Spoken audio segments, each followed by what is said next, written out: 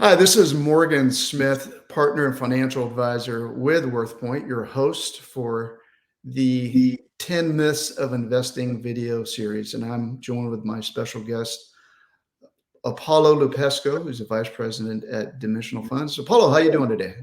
Good to see you, Morgan. We're back. Likewise. Welcome back. So let's have a look at our second myth here. Let me bring this up for us here. And the myth is that markets and the economy behave the same. A little context on this. I think oftentimes people hear bad news about the economy. It's done this and it's done that.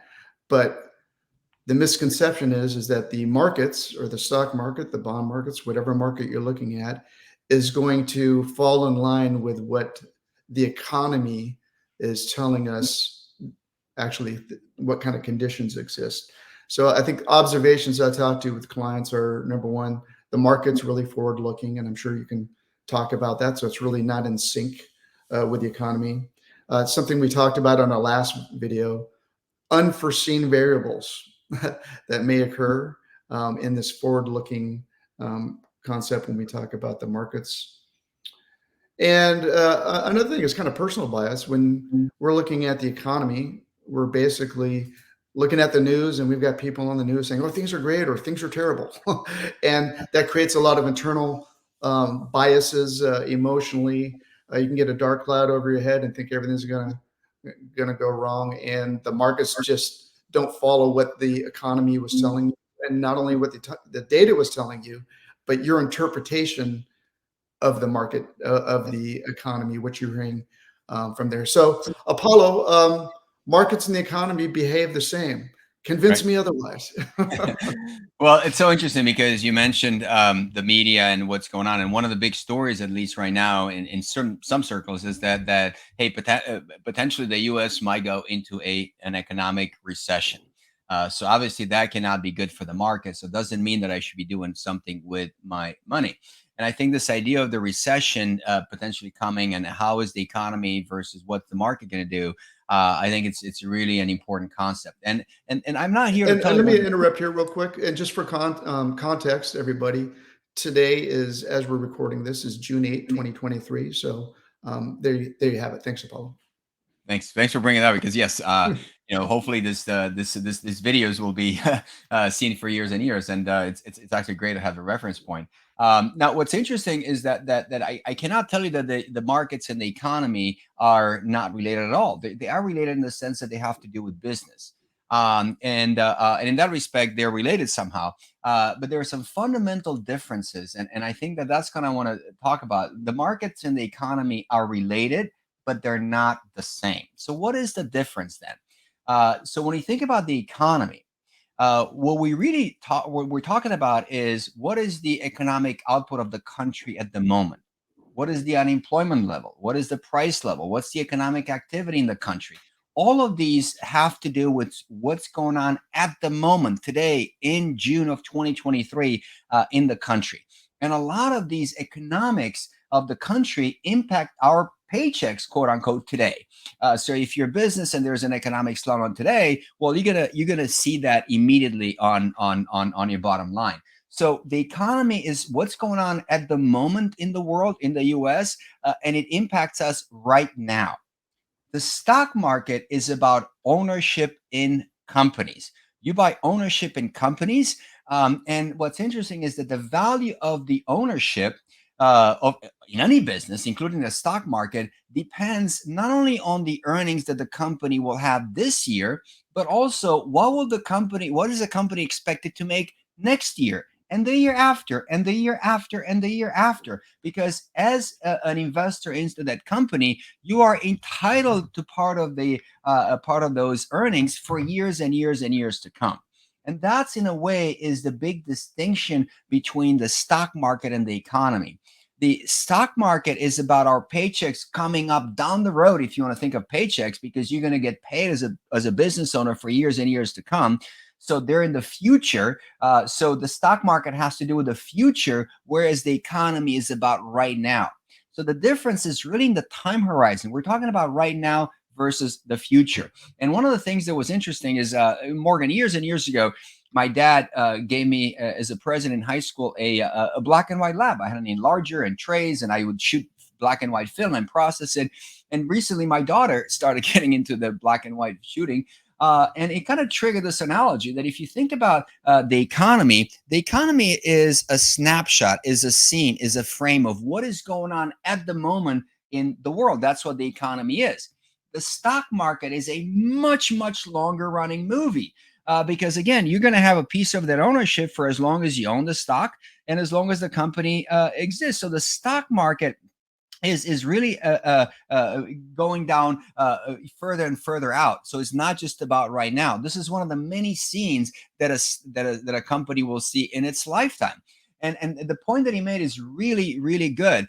The markets are forward looking, and what it means is that we're sitting today 23, and these markets are trying to form an expectation about what might come next year and the year after and the year after.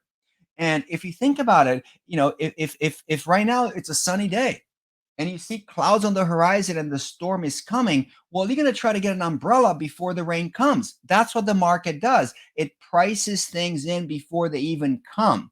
How long in the future does the company, do the markets look? Well, they look for a long time because many, many companies have been around for over 100 years. These are companies that we know and love.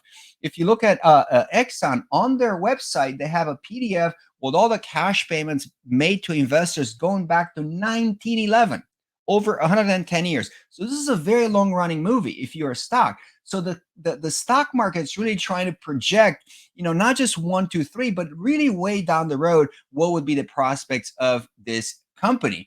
And because of that, as I said, it's quite often that you see a company really looking at an investor looking years and years down the road. And sometimes what is so interesting is that you have situations where the economy might be in good shape. But if the investors see storms on the horizon, they're going to price it in and lower the expectations before the storm even gets there.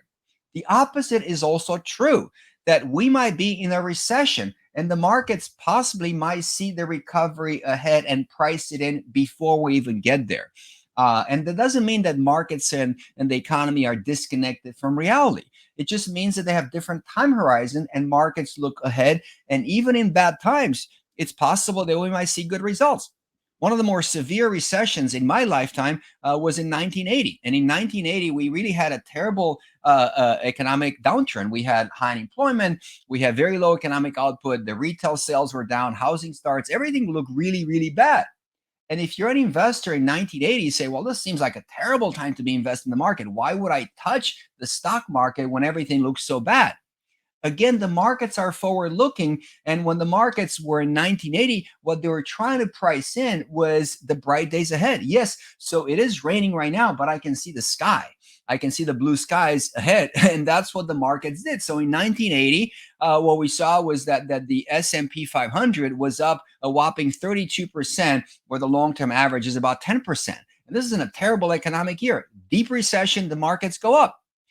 2008-9 was a terrible economic year. In fact, 2009 was the worst economic year since the Great Depression. And economically, everything was horrible. We had a huge unemployment, low economic output. It was terrible. It was easy as an investor to draw the conclusion that this is a terrible year to be invested in the market. Now, again, markets being forward looking, perhaps they saw the light at the end of the tunnel and they're pricing it in before we even got there. So by the end of 2009, this horrific year, economically, the markets were up about 26% in that deep economic recession. The last recession we had was 2020. And in 2020, we basically had the pandemic. We talked about that. And even in that year, the market actually went up about 18%. So to me, Morgan, this idea that the markets and the economy have to move in lockstep, it's not really what the data suggests and what the economic theory suggests, because they have a different time horizon. Markets are about what's going to happen down the road. And a lot of times the markets price things in before they happen. And is it possible that last year the market dropped because it might have expected a recession? It's possible. And is it possible that by the time we get into a recession, if we get into a recession, the market might go up? It's absolutely possible. And that's why you have to be very cautious not to make moves with your money because of this particular recession, because anything that is known and expected, it's already priced in. And that's, again, it's a myth. And we saw that we have deep economic recessions when the market really goes up, and we have years that are really good and the market might actually go down, economically good, and the market go down. It does not mean that they're disconnected from reality. It just means that they have different time horizons. And as you said, markets are forward looking. Well, I think there's one common concept that will thread through many of our videos that we do, and that is the collective power and wisdom of the marketplace. Because I think when people just think about the marketplace, it's not one guy pushing a button and everything follows there. It's you've got billions of dollars being traded every day, and this collective wisdom of the marketplace. Is that something, do you think, is relevant to touch on now? Or Oh, absolutely, and I think it's particularly relevant. To be honest, it's particularly relevant today because one of the things that we've seen over the past few months was the advent of artificial intelligence, AI. And everybody right now is kind of looking at AI as being, wow, this is an amazing thing. This is just phenomenal. And it came out of nowhere, and it really is changing the world. And, ChatGPT was the first tool that was released to the public back in November last year. And then subsequently, Facebook and Google and a lot of other, Microsoft, a lot of them are kind of incorporating AI in some services. And to me, a lot of folks are saying, well, yeah, this is an AI is an amazing thing. Absolutely, it's an amazing thing. What AI is doing is taking large pieces of information and it crunches them to form an output, to create an output that is smarter than we've seen in the past. And to me, the ultimate form of AI, in a way, is exactly what you and I, Morgan, have done for many, many years. Which is the idea that the largest data set that we have right now are investors, because investors are really using so much information that exists out there about individual companies and the economy and the global standing, or all the information that exists gets put into this machine that is called the stock market. And to me, it's the ultimate AI. The stock market's the that's a good ultimate way of AI. looking at it. Because Yes. it processes all this information, and the output that it generates is the stock price. So if you look at the stock price right now, it's really a conglomerate. It's the ultimate processing machine, taking all the data about what's going to happen with the company, the CEO, about what the particular markets, what's coming ahead. All of the data gets processed. So if we're so amazed by AI, imagine the stock market that has so much more information crunched at the same time. To me, it's the ultimate AI machine, and we've been using it for many, many years, rather than just looking at any one input. So it is an interesting thing to look at, how the stock market, and exactly what you mentioned, is the ultimate AI. It's been happening for a long time, and we have used that AI concept for many, many years now. Well, let's coin a new term today. All right. If artificial intelligence is what's being done with these computers and stuff, I would say the markets are real intelligence. Yeah, So it's not, investor intelligence. and it really is. It's real intelligence that we Yeah. can use and look at. Well, that's a really great way to tie this up. A great concept. Again, uh, folks, what we're looking at here is myth number 2: markets and the economy behave the same. Apollo, I thank you for enlightening us on kind of the differences and some of the disconnect that happens out there with perspective. Again, I'm your host, Morgan Smith. I'm a partner advisor with WorthPoint. We can be found at worthpointinvest.com. And until our next video, Apollo, thank you very much. And we'll see you on our next video. Talk soon.